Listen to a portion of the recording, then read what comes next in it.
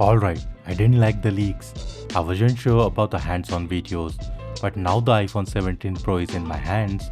Let's just say it's not what I expected. Let's unbox it together. Before we even get to the phone, let's take a look at the box. This year, Apple switched things up. The iPhone 17 Pro's box shows the back of the phone, very different from last year's 16 Pro which showed the display. And for fun, here's the box next to the iPhone Air's box. The Air actually highlights the side profile to show its slimness. By the way, we have already done the iPhone Air unboxing on the channel and I will think you want to check it out, so click on the I button or the link in the video description. Now let's crack this box open. The unboxing experience is the same, 2 pull tabs, satisfying as always. Inside, you are immediately greeted by the back of the iPhone. Apple clearly went with a more opinionated design this year. Some people will love it and others will hate it. Personally, it's growing on me, and this silver, I think it's the best color for the Pro lineup this year. Plus, unlike darker finishes, you don't have to worry about the scratches on the paint. The blue and orange options are a bit too loud for my taste, but here's a quick look at them, which I shot at the Apple store when I went to pick mine up. So which color do you prefer? Let us know in the comments. Talking about what's in the box, it is as expected.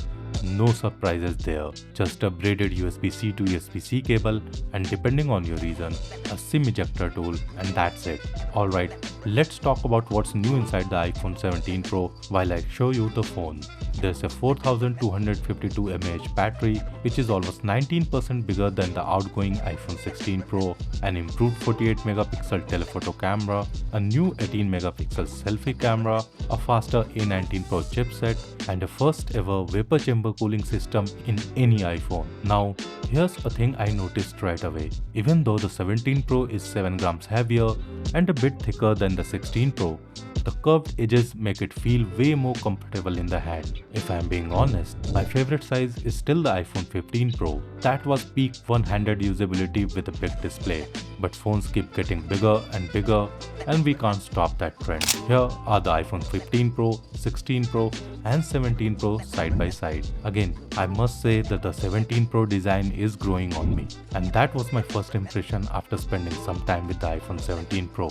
It doesn't look as bad as I thought it would. The silver color looks good, and with that bigger battery and camera upgrades, this is shaping up to be a dream phone for creators and pro users. I will be putting this phone through its paces over the next 2 weeks. If you have specific questions about the 17 Pro, battery life, cameras, performance, anything, drop them in the comments and I will cover everything in my full review. And hey, if you don't want to miss that deep dive, make sure you are subscribed to our channel and click the bell icon so you get notified whenever we publish it. Thanks for watching and I will catch you in the next one.